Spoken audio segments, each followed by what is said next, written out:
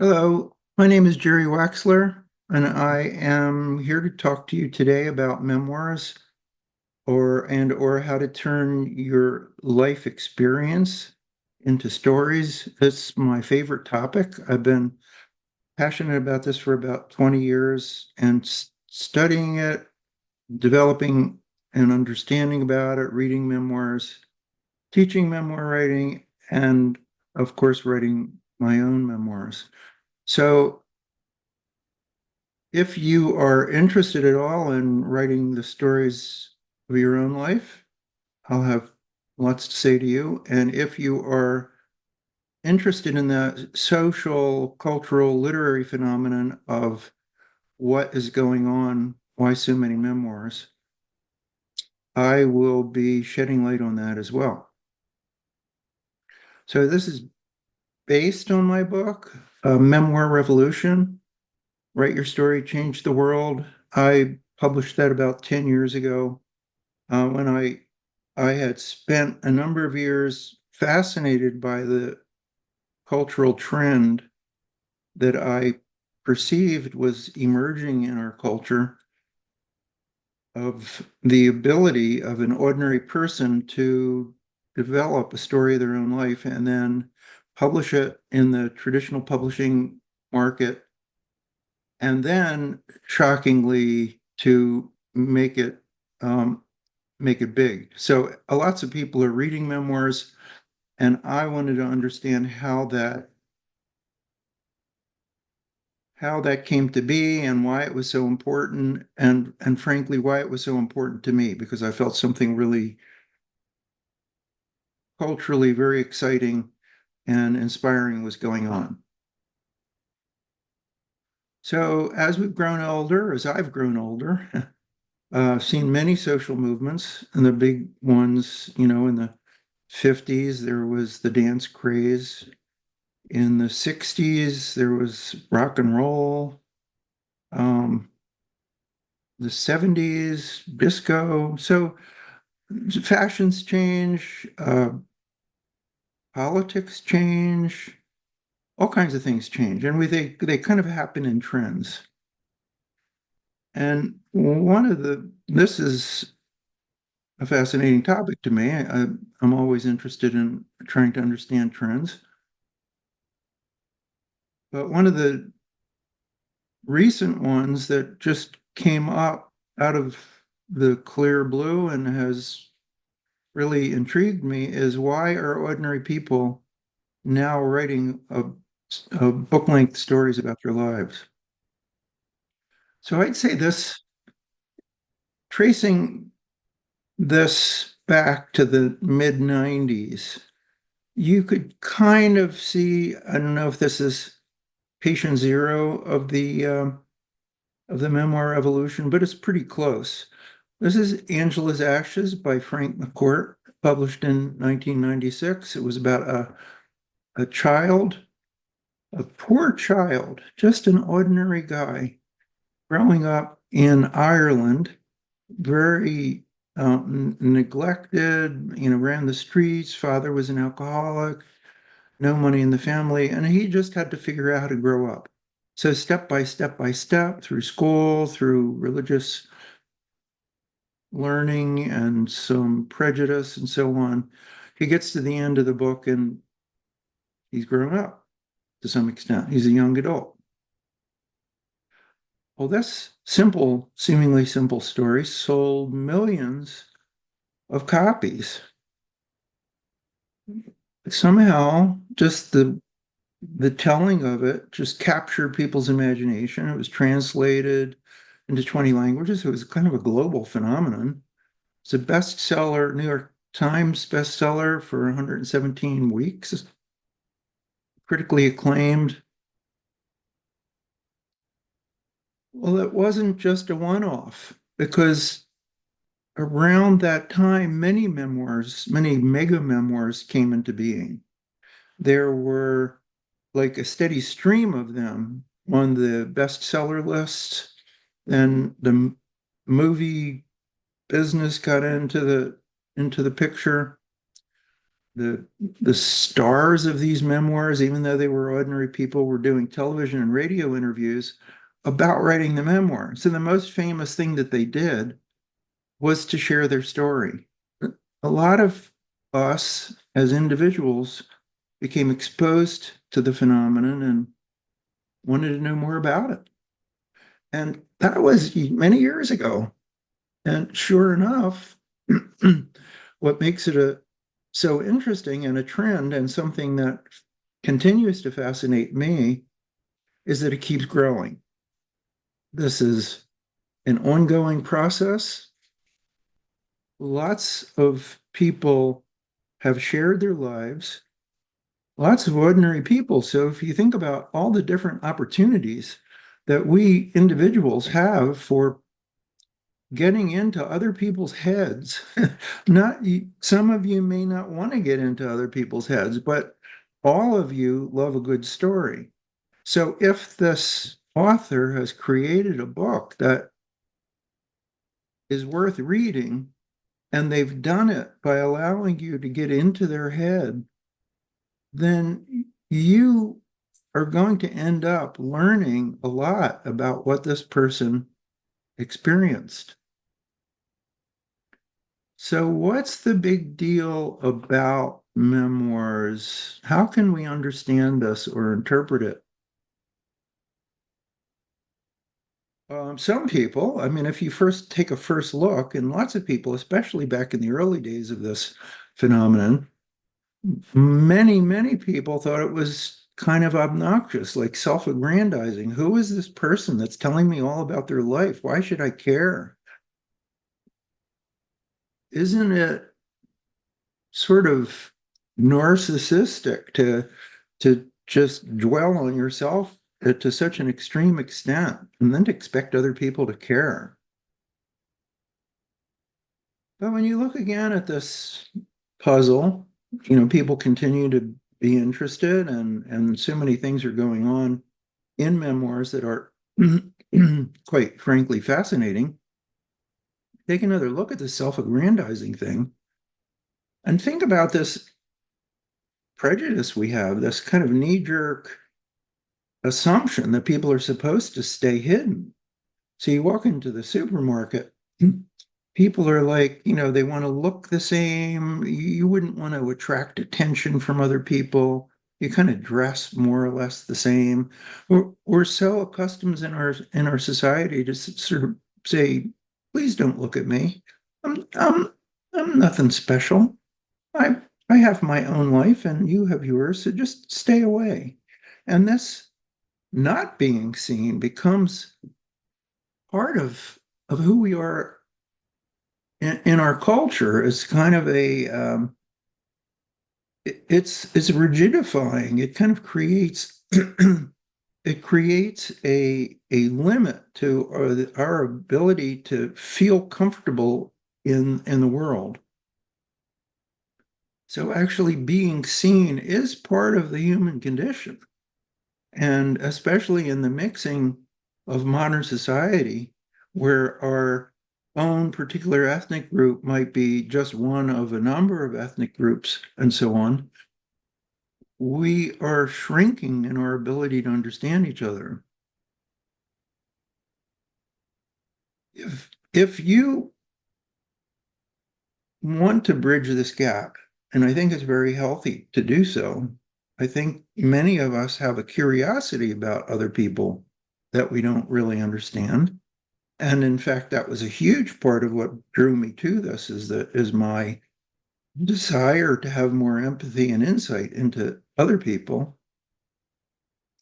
I discovered that stories about real people, i.e., memoirs, bridge the gap between the please don't look at me isolation that creates miscommunication and creates misunderstanding. And by reading people's stories, we get to understand each other in a very, I guess, really almost intimate way. You're getting to understand who they are as people. So let me sort of back up and define what I mean by a memoir. What's going on inside each memoir? So every literary genre has what we call in the writing business tropes. So a genre has tropes like a mystery novel has the established crime, and then the detective goes and looks for clues. What is a memoir?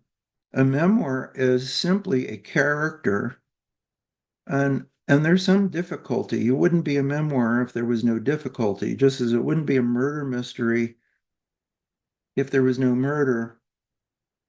In a memoir, it wouldn't be a memoir if there wasn't some aspect of the self that this character is trying to overcome or understand or develop a deeper insight. And as the story goes, this character strives to grow past these difficulties to something more significant, something I call it higher. I think it's an elevation gain. I think at the end of every memoir, the character has become more wiser, more mature, more at peace, more accepting. So there's a conclusion at the end of each memoir that resolves to some extent the problem at the beginning. So why is this a big deal? Why are people, why am I so interested? Why are many memoir interested people so engaged in this new phenomenon? And to explore what the power of the phenomenon is, let's just look at what life is like for us when we're not in the midst of a book-length memoir. So I have this sort of whimsical slide. This is your brain on memories. And so memories, nature's been very generous with us as far as planning the future and so on. But when we look back in the past, we have a bunch of very disconnected, random, sort of overlapping globules of memory that kind of come and go through some sort of mysterious process. Something occurs to us. We're reminded of something from our youth. We're reminding of something from yesterday, and they all mix together. So your brain on memories is not very coherent. These memories that pop up randomly when we look back across our past, they're the order that they occur to us in is out of order, completely at any time from any space. I just thought of visiting my aunt when I was 16. Where'd that come from? So that's just normal. So things pop up, and then after a little bit, they dissolve back into the past. So they go back into that blobby mess. And if there are difficult things in our past, we might have worked pretty hard to forget them. And if we do remember them, they might cause us pain, and we work even harder to forget them. So memory is not very kind to us in terms of wisdom. It's just there. And this is our entire life I'm talking about here. And as you get older, there's more and more of these memories globbing around. So it's a very disorganized sense of self. Now, when we speak to each other, some of these memories might be worth repeating. Many of them are not. Uh, what I had for lunch yesterday, very few, very sort of boring topic of conversation. Or if I was going to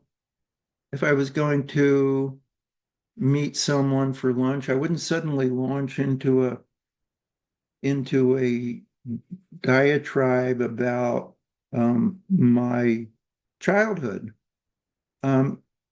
People are in conversation have, a little smaller of an attention span. They don't want to hear too many troubles. And they want to just each person is like it's like a ping pong match. The conversation bounces back and forth, and to be socially appropriate, you say a little bit, the other person says something, and you say something, the other person says something. We're all accustomed, familiar with the phenomenon of the other person hogging the conversation. We don't want to do that. We're polite people. So we don't have a lot of spoken words about some of these past experiences. And that could leave whole patches of our lives really not spoken at all.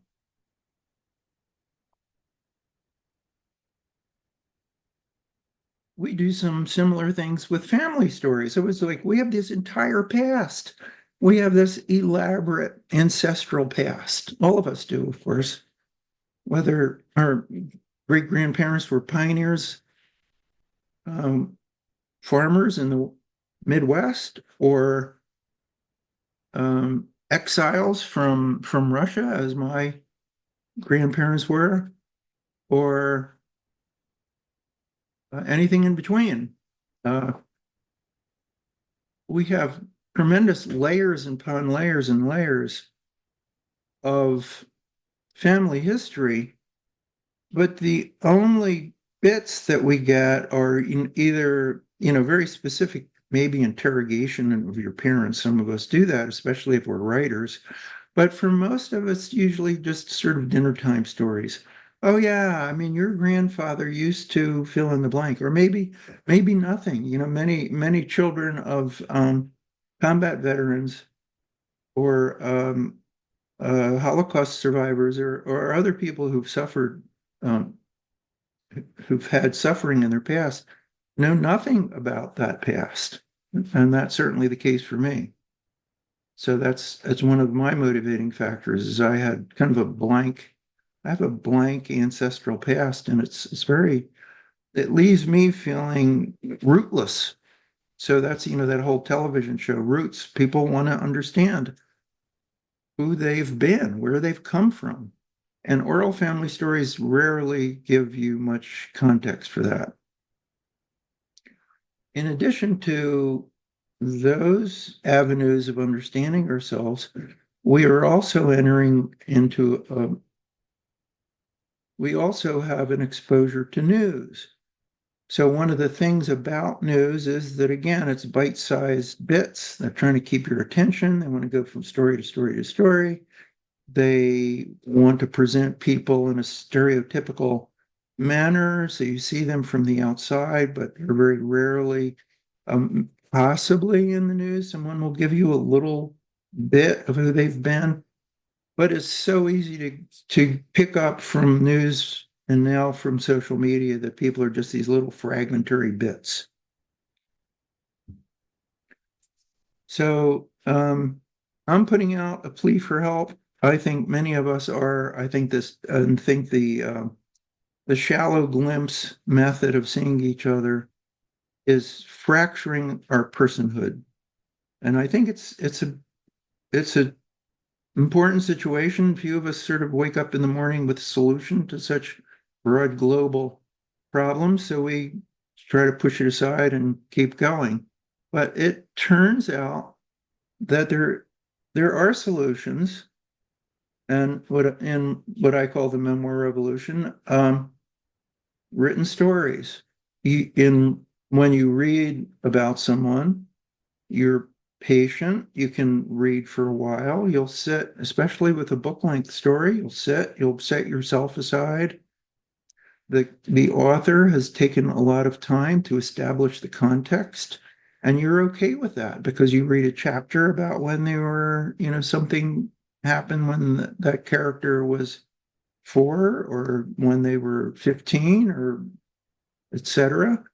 And so you're growing into a sense of empathy and a sense of connection with this character. And now you've come to understand who that person is. And that's thanks to the medium of book length story. So those longer forms invite a deeper connection. You actually sit with that character, and so you'll allow the social convention and for readers is that we allow ourselves to enter into really painful, difficult situations in a memoir. I mean, I've read memoirs of people's terrible suffering in their lives. I mean, super famous example is Viktor Frankl's Man's Search for Meaning. I mean, he talks about being in a murder camp and I mean, just incomprehensible pain, but we allow ourselves to go into that suffering because we know that through the course of the story, he's going to be leading us to a place of more self-understanding. And that's we recognize from his story that it takes time to go through the suffering and to figure out how to make peace with it, how to accept it. It's a tremendous gift that a memoir author can give to us is to show us how that over time, these really difficult experiences can become um, sources of hope and inspiration and strength. So humans really rely on this system of stories. And I don't know if you might remember or know about Joseph Campbell, a famous, he spent his life devoted to understanding world myths. And he developed a theory that at the core of every culture and every time and every place on earth, there's a central sort of format for a myth that he called the hero's journey. And I became fascinated by that thanks to an interview series on public television with Bill Moyers and Joseph Campbell. You can still look that up. Just really deep and took me way into the meaning of of being a human being, and it did it through story. And so it really helped me shed light on my fascination with reading, shed light on my fascination with people, with cultures, and with this whole idea that turning your life into a story can be healthy and healing. So when you look at any story in the Joseph Campbell model, every hero is driven towards some kind of goal.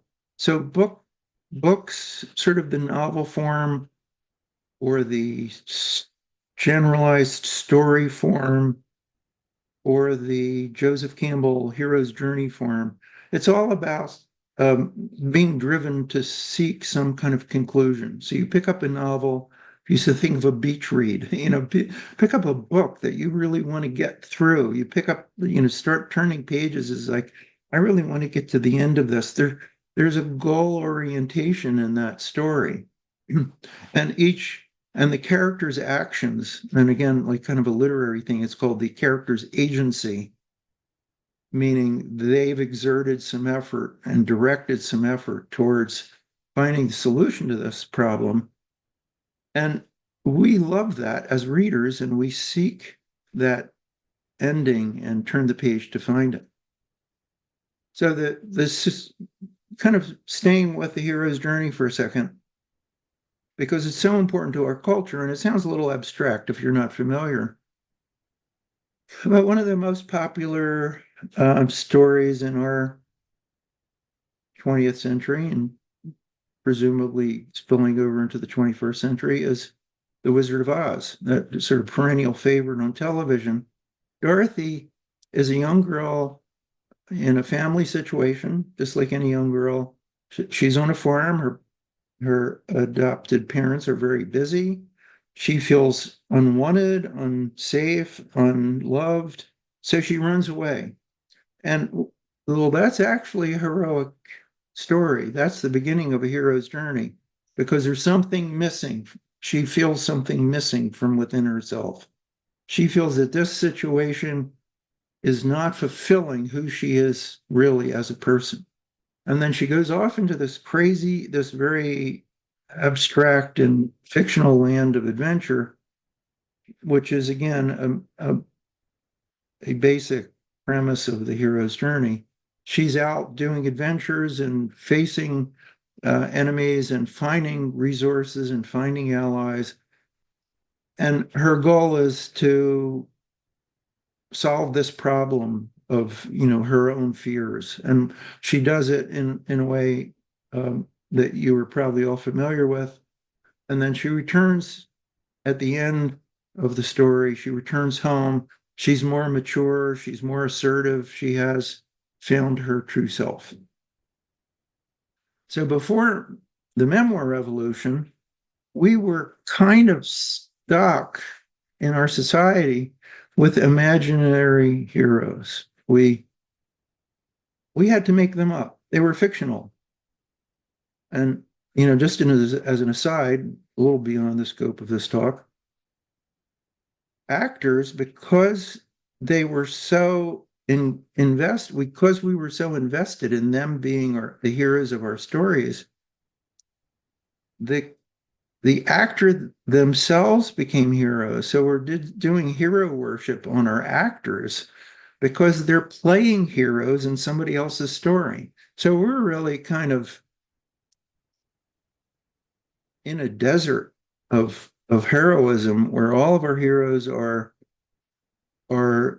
fiction and make believe, and um, we're struggling to find our own heroism. So enter the world of memoirs. Memoirs apply the same model, but to the individuals in our lives, to us, the people we know to and love, the people that are down the street that we don't know, um, but we could, thanks to their memoirs. So memoirs have taken this hero's journey and applied it to us as individuals. So here's an example, just to kind of ground it a little bit in examples. Kate Braystrup wrote a memoir called Here If You Need Me. And she was an ordinary housewife, an everyday person with two little children. She and her husband were eating breakfast, put the dishes in the sink. He goes off to work. And within an hour, dishes are still in the sink. He's killed in an accident, a freak car crash. And so now she's got to figure out in a tremendous journey of grief because she's got to make her life work without her children's father.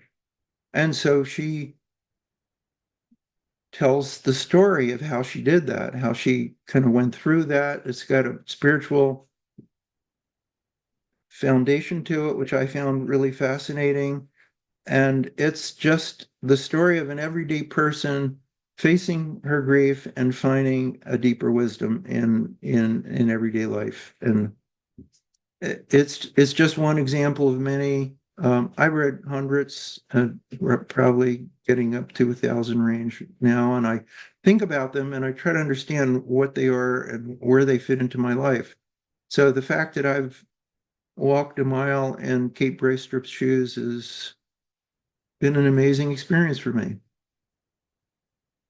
Another one, quite different. This is a young girl. She was in I don't know, grade school when it starts. She and her family moved from Iran. Her father came to US for a job, and then of course with the downfall of the Shah, the middle class was forced um, in many cases, and in her case, into exile.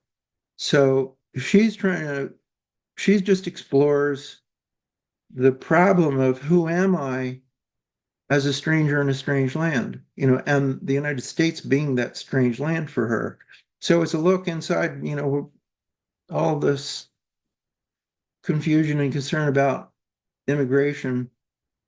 It's a lovely story. It's humorous. It's foreign. I mean, I think I met one Iranian when I was 18.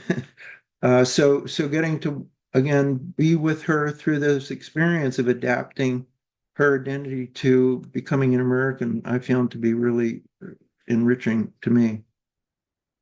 And then a third example, a father, David Sheff, the memoir is called Beautiful Boy. He's got an addicted son, and it's about an ordinary guy. He's got he's an ordinary father. His family was split, so the unfortunately mother and father hated each other or had antagonism, which sort of helps explain some of the son's emotional distress. But in any case, Nick Sheff, the son, got was addicted to meth, I think amphetamines, but I'm not sure. And this is a story of the dad just kind of come finding out, like understanding that his beautiful son is now in the clutches of an addiction, and it's heart-wrenching and hopeful and warm and empathetic, and it's just a lovely book. And it made a bit of a media splash because the son, Nick Sheff, in recovery, was a writer, and he wrote a book called Tweak about his experience as in addiction. So these are, more examples of so many different opportunities for individuals in so many different walks of life and so many different um, situations to write about their lives in a memoir. So this is the human condition. You start out, we all start out incomplete, as babies, and then we have to grow up. So coming of age is a period we all went through, and there are some struggles. I mean, understanding who we are as we grow. I've often, many of my friends say high school was painful. So what does that mean? How do I understand their pain? By writing about what it was like for them, I do get to share it and understand it. An amazing process of connection. So all kinds of situations. I always think combat veterans because that's something I've never done and never planned to do. But learning what that was like for other people is fascinating and deep and important. Um, Aging. Uh, I've done some of that. And reading memoirs about people who've done it as well helps me understand myself. Midlife is a fascinating period, poorly understood in this culture because lots of people want to forget that they're in midlife. It's like, oh, I'm always young, I'll always be young. There is no aging in my world. And so midlife is a scary time, but when a memoir writer really crunches in and reveals it, it becomes a story, and we love stories.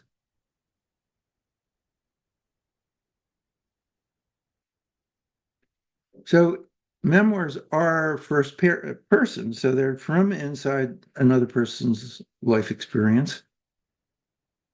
And um,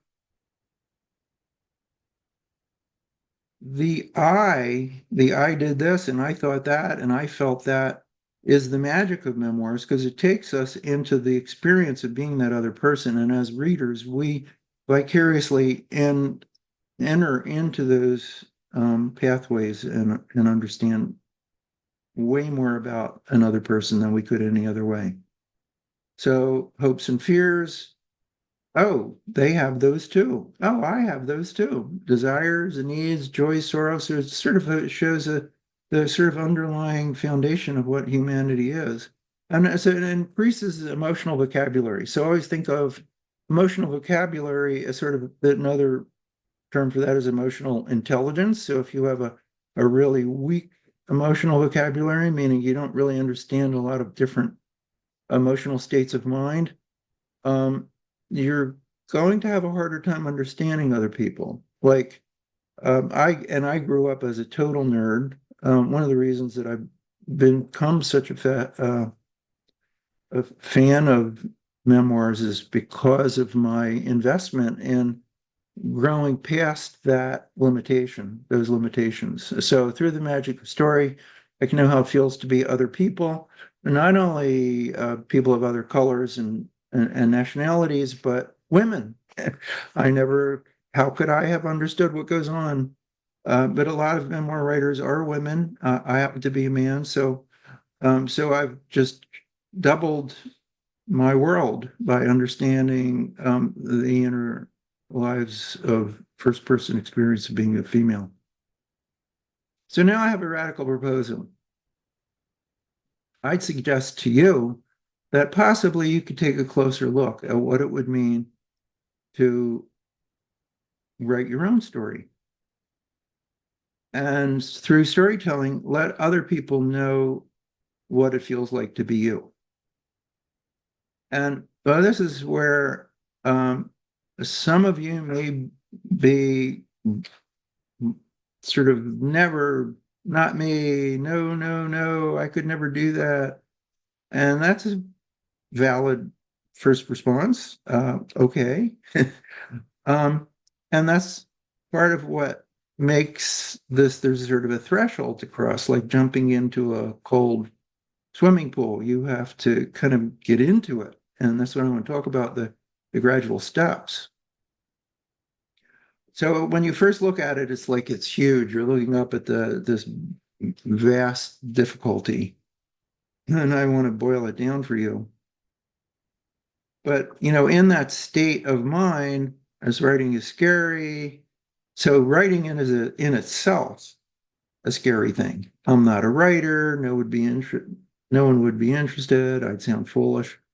So when I started my journey to become a writer in my early 50s, and I'd just gotten a degree in counseling psychology, I wanted to explore this fear further and see if I could offer a roadmap to people how to get over it, because I needed to get over those hurdles myself. So I wrote a book called How to Become a Heroic Writer.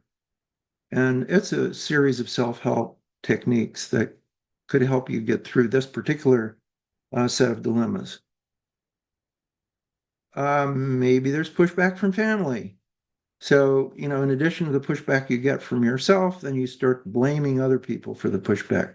Oh, other people will disagree. Oh, my sibling would never tolerate that. Oh, I was taught never share your story. But, in accepting the pushback from the family, you're becoming less able to speak. You're limiting your autonomy as a person.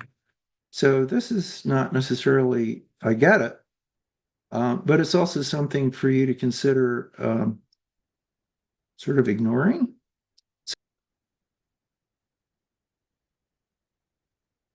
So it's true that other people might not appreciate your story, which make complete sense because you haven't spent any time developing it. You haven't spent any time creating the sequence or the insights or separating it into chapters or understanding your long-term motivations.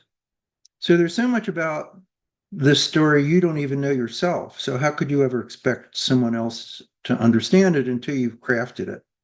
So you're going to start out just for yourself and focus on the benefits that you'll gain from that experience. In addition to the introspective insights that you'll gain, you're going to become a writer. And becoming a writer is an experiential thing. You practice it, and over time you become it. You also discover that in writing regularly, you are drawn to other people who write. So there's a certain sort of hobby aspect, just like people who uh, build model trains have connections and clubs and so on. Writers do too. So you can join together with other writers, and you'll discover that your memory, when you start to lay it out, really does cause you to think of some things in more creative, almost inspiring ways. So embrace the joy. There's this, what might at first feel daunting and may every once in a while, if you look at it the wrong way, could feel daunting. You can also shift your perspective a little bit and see it as a really fun opportunity to find a new creative outlet, to share your story with others, to develop a craft of, a verbal craft in which you use your words, and you'll actually grow neurons in the process, because we have this lovely new thing that also came around in the middle 90s, called neuroplasticity. Turns out that your brain really can grow by exercising it. So you can, in developing a sense of what word to use, or how to phrase something, or how to shape some memory into a story, you're growing, you're nurturing your brain. So there's a thing in, probably a thing in Buddhism. I think there's a thing in childhood. Celebrate the beginner's mind. You're you're a beginner, and that's okay. So sometimes, you see children can be really clumsy. I remember watching a little baby trying to figure out how to crawl, which was fascinating. Just his legs got tangled up, and there he was, like, what is it, like less than one, maybe? I don't remember exactly his age, but he couldn't figure out how to disentangle his legs so he could use them for locomotion. And and so every aspect of our creative lives starts from some clumsy beginning. So have fun with it and develop it as a framework for your own present experience, for your own present joy. So, of course, from stories, we harvest our experience. So there's all that experience behind us, and we have access to it only through that globby memory stuff that I was showing you earlier. And that's until we start to find the sequence and the motivation and the agency and the um, progress of the character. And so you're harvesting meaning from your own experience. And I mean, for me, there was gratitude in that. So even though many of the memories that I tried to put together into a story were painful or uncomfortable, I was also grateful for the opportunity to pull together an overview of this long journey.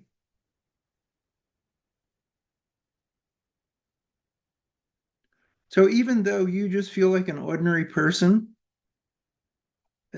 and that's kind of the point. I mean, that's kind of what sure, if you were the president of the United States, I'll go for it. That's, you're a person too. But these are stories that I'm talking about are just the people that you live with. I mean, all kinds of people.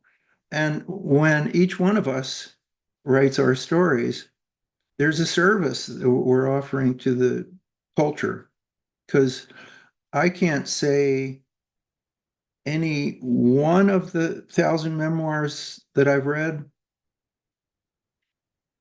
has been, well, every one of them has shifted my world a little bit. And in aggregate, they've shifted my world a lot, because I've learned so much about who people are. And every single memoir author does that by offering their individual experience to the whoever happens to be interested. And that's a tremendous gift. So one of the weirdest and most mysterious and important things about the memoir revolution, and this idea of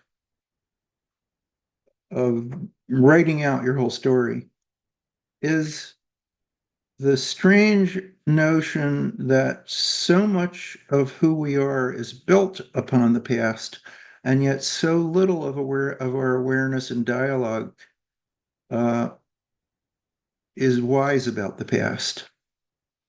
So with memoirs, we organize those experiences in the continuity of a story and link it all together into this framework that makes way more sense.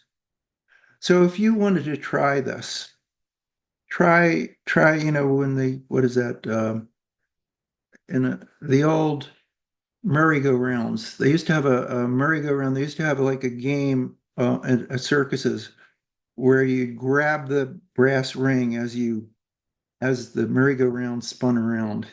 So if you want to try for that brass ring and develop your own sense of purpose in this memoir space, start with just one anecdote.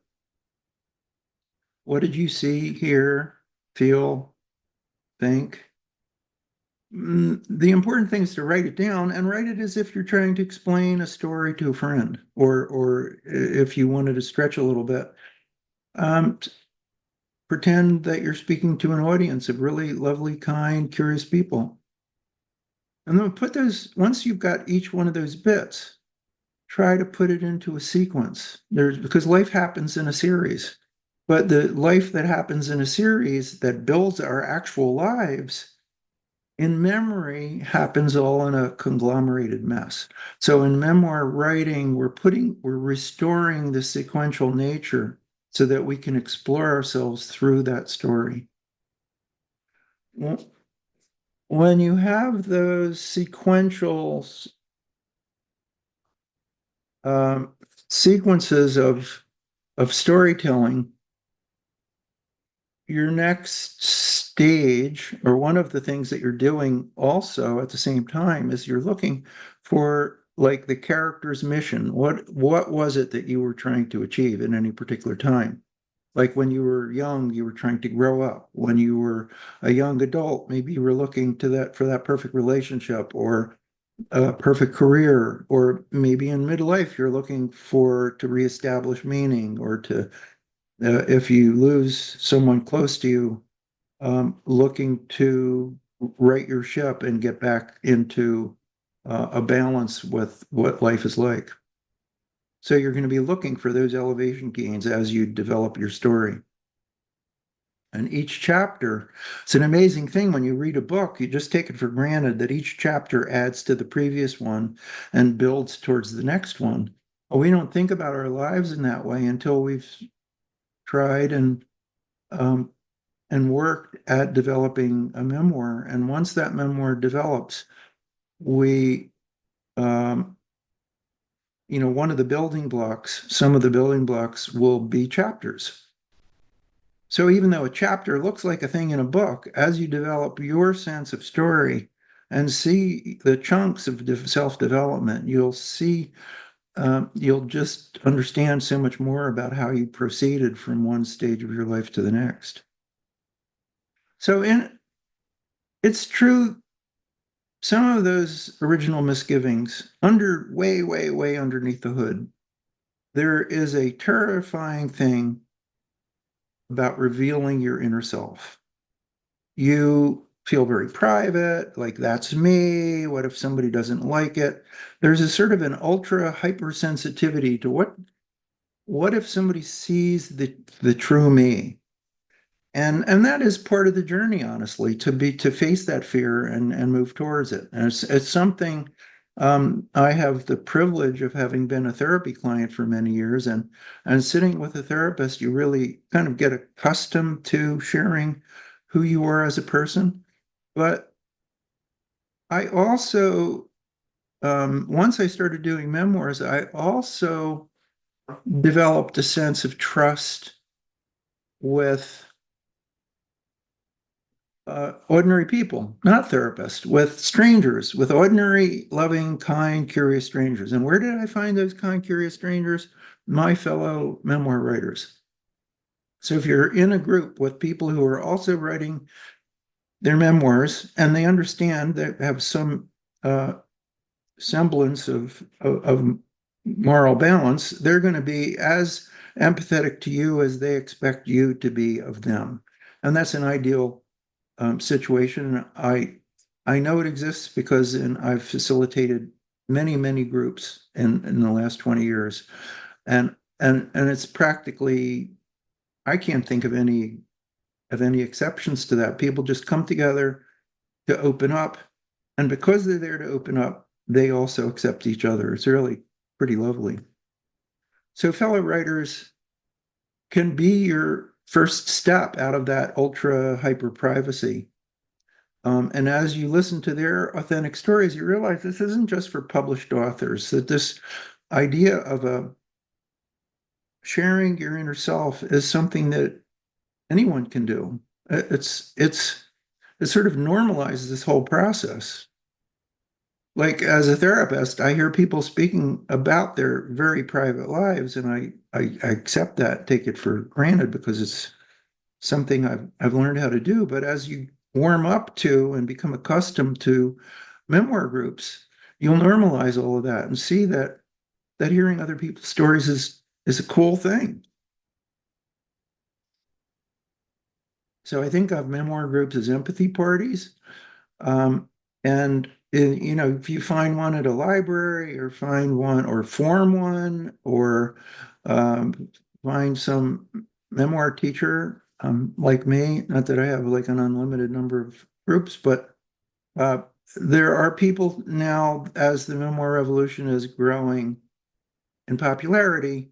You know, when I started this in the early 2000s, there were very few such people, but you know, over the last 20 years, there's kind of a whole population of memoir enthusiasts that has grown, and hopefully many of them are learning this skill of facilitating and inviting people to tell their stories.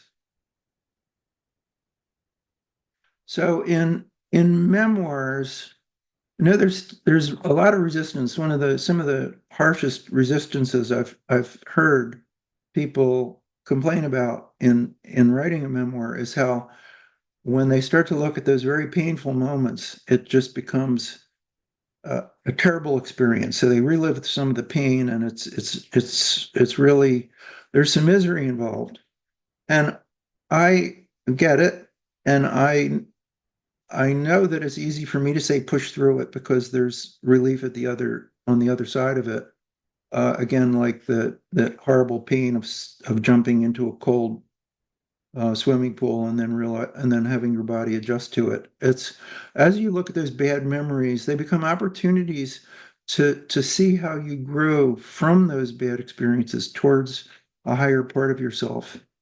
And and you'll also discover that many of the things that you hate about your own past are very normal parts of our world that we all know about from other people, and we're simply have resisted the willingness to say, yeah, and I experienced that too. But once you do say that, it becomes a really beautiful way to share yourself with other people. So every memoir, and if you think about back to the beginning of this, way back to the beginning of what a memoir is and how it starts, it's like every memoir starts with a problem, otherwise it wouldn't be worth reading. So if you just visualize that, you know, you're an unfortunate time. Didn't, you know, there's a zillion ways that we struggle. Whether you were some, you know, career problem where you were lost a job or were laid off, you know, or a childhood problem, you know, all the way from my parents were busy to I was molested, and just a whole variety. I mean, people who struggle with congenital um, body formation. uh, there's a difficulty at the beginning that is not pleasant and not easy for you to remember or deal with. And that's very tempting to think that that's where your memory has to stop, and then you avoid that. But as you write your memoir, you see that this pain was only the beginning of a journey. And as the journey proceeds, step by step, like finger hold by finger hold, toe hold by toe hold, and you're climbing towards something better, even if it's a philosophical thing. So um, if you had some cerebral palsy or Down syndrome or something, or your child had Down syndrome, and so these are things that are not, something isn't changeable in the external world, but as you grow towards this sort of almost like a spiritual or an emotional courage and deal with how to grow past it. Uh, Another example, uh, child sex trafficking. There's a fascinating memoir um, by a woman who experienced that. Girls Like Us, which I can't remember the um, name of the author offhand. Sorry. But anyway, so striving towards higher ground is sometimes very philosophical, and it's also part of the human condition. We don't always get to a perfect place, but we get to a higher place. And you reach a satisfying conclusion at the end. You return to serve others. You may just serve others through.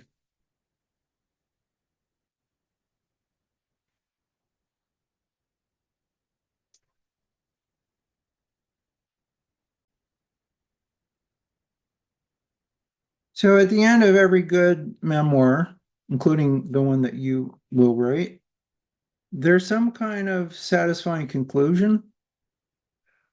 And this is a cool thing for you because you see how, even though those miserable memories were very unfortunate and unpleasant, you did gradually grow towards some better version of yourself. And if you can't quite see that better version right now, as you write, you're going to be striving towards that in your literary endeavor. So you're going to be using your writing in order to find your higher self. It's a pretty cool process. So you should, I mean, go for it. I think it's never too late. I started when I was in my mid 50s, and um, had a lot to learn and enjoyed learning all of it. It has been an incredible ride for me, and I've had the opportunity and privilege to be around other people who are on that similar journey. And you could also take that journey and find some of the satisfactions yourself. You don't, it's the immediate impression, the first impression of what a memoir is, it sounds like it's all about the past. But in reality, you really are here right now, and you are striving towards um, verbal explanations and verbal descriptions. That's happening right now. Your brain's working right here and right now. So it's in very vitalizing and in the present. And you're planning for the future. You're saying, okay, well, now I have something that really is meaningful to me that I want to do, not just today, but tomorrow. So you're developing a sense of purpose and meaning. And of course, you're also harvesting wisdom, jewels.